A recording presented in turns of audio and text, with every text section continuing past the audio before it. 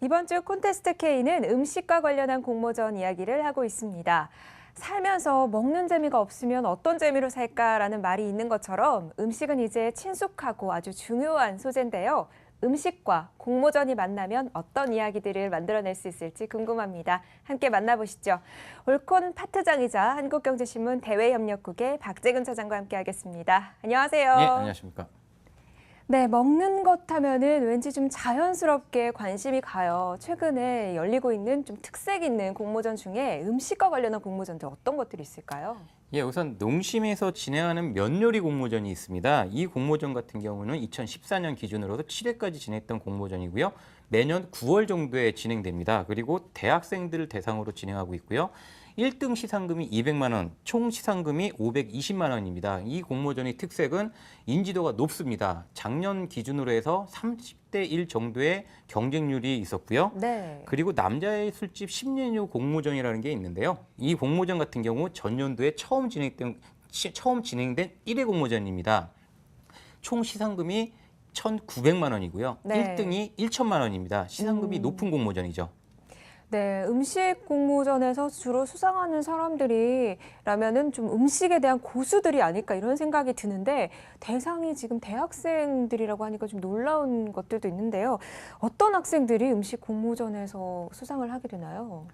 우선 제가 앞서 말씀드린 두 가지 공모전을 한번 예시 들어보겠습니다. 네. 농심 공모전 같은 경우는 인지도가 학생들 입장에서 굉장히 높은 공모전입니다. 관련 학과 학생들이 대부분 참여를 하는데요. 작년 대상 최우수상, 그러니까 1등, 2등 학생들 학과를 보면 재밌는 현상이 있습니다. 이공계 학생들이에요. 이공계요? 예. 이게 보통 음식 관련 학생들이 대상을 탔을 거라고 예측을 하게 되는데 그렇죠. 그게 아닌 거죠. 학과를 보면 뭐 생명공학과, 기계공학과 이런 학생들입니다. 네. 그 오히려 되게 재밌는 현상이 발생되고 있는데요. 음. 그리고 남자의 술집 같은 경우도 그렇습니다. 응모 대상에 제한이 없거든요. 1천만 원이란 금액은 작은 금액이 아닙니다. 그렇지만 이 공모전의 1등 수상자는 대학생입니다. 음식을 잘 못하는 대학생이요. 이런 현상을 보면 음식 공모전 또한 요리 대회 측면으로 접근하지 말고 그냥 네. 일반 공모전처럼 접근한 분들이 수상을 하고 있다는 겁니다. 음식을 잘 못해도 이 공모전을 잘 분석을 하면 승산이 충분히 있다 이런 말씀이신 거죠. 그런데 음식 공모전 어떻게 준비를 시작하고 또 어떻게 해야 잘 치러낼 수 있을지 좀 궁금한데요. 팁 좀 주시죠. 예, 우선 이 공모전, 음식 공모전이 왜 진행되는지부터 파악을 하셔야 되는데요. 음식을 잘해야겠다는 생각으로만 접근하시면 오히려 낭패를 볼 수 있습니다. 네. 예를 들어서 이것도 그 농심 면 공모전 가지고 한번 예를 들어보겠습니다. 정년도 주제를 보면 두 가지 재료를 통해서 영양 있는 제품을 만들어야 되는데요.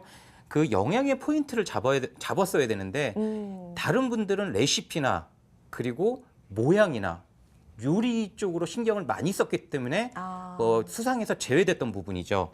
그리고 오히려 작년도 대상이 쌀국수 국밥입니다. 쌀국수 국밥이요? 예, 굉장히 단순하고 심플하잖아요. 네네. 일반 제품 두 개를 가지고 쌀국수 국밥을 만든 친구들이 대상을 탄 겁니다. 이런 식으로 단순하지만 아이디어가 좀 특출나거나 접근하기 쉬운 이렇게 접근하셔야지 수상권에서 가까워질 수 있다는 거죠. 그리고 정확히 왜 진행되는지 포인트를 잡으셔서 접근하시면 공모전 수상에 큰 도움이 될 수 있습니다. 네, 포인트를 잡아라 꼭 챙기셨으면 좋겠네요. 그런데 공모전 준비에 아무래도 좀 몰입하다 보면은 아주 기본적인 것들을 놓치게 되는 경우도 있어요.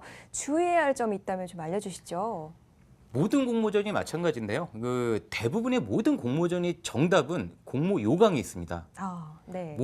대부분의 그 참가자들이 가장 쉽게 실수를 하는 게 공모 요강에 있는 내용들을 빼먹거나 변형시키거나 잘못 접근하는 성향이 있거든요. 전년도 수상작도 충분히 분석을 하셔야 됩니다. 그리고 주제만 다르지만 주제는 매년마다 다르지 않습니까? 근데 진행되는 기업은 똑같습니다. 그 기업의 성향을 보시면 예를 들어서 유통회사가 하루아침에 전자회사처럼 형식이 바뀔 수는 없거든요. 네. 이게 비슷한 성향을 가지고 있는 비슷한 기업의 그 분석을 정확히 하시고 접근하시면 공모전 수상에 도움을 받을 수 있다는 거죠. 그리고 시장 조사를 철저히 하셔야 됩니다. 기존에 나와 있는 비슷한 메뉴들은 꼭 피하시고요. 그리고 공고문에 나와 있는 내용을 확실히 숙지하셔야 됩니다. 예를 들어서 기업의 제품을 두 가지를 사용을 하라고 되어 있습니다. 그럼 두 가지를 꼭 지켜주셔야 되는 부분이 있고요. 그리고 목적에 맞게 접근하라고 말씀드릴 수 있습니다. 오히려 그 술집 같은 경우 이제 남자의 술집에서 진행한 신메뉴 공모전 같은 경우는요. 네. 이 공모전을 진행한 목적 자체가 술집에서 직접 나올 수 있는 요리가 필요했던 거거든요. 예를 들어서 경제성이 없거나 네네. 시간이 오래 걸리거나 이런 공모작들은 수상에서 제외가 됐던 부분입니다. 이런 점 주의하시고 공모전 접근하시면 수상에 큰 도움이 될 수 있을 것 같습니다. 네, 현실적인 부분까지 좀 생각을 해보셔야 할 것 같습니다. 오늘은 음식 공모전에 대한 다양한 수상 팁과 그 정보들까지 만나봤는데요. 음식 공모전이지만 반드시 음식을 잘해야만 하는 것은 아니니까요. 모집 요강, 공고를 꼼꼼하게 살펴보시고 가장 기본적인 부분을 놓치지 않도록 정보를 찾아보시기 바라겠습니다. 오늘 박재근 차장과 함께 이야기해봤습니다. 오늘 나와주셔서 감사합니다. 네, 고맙습니다.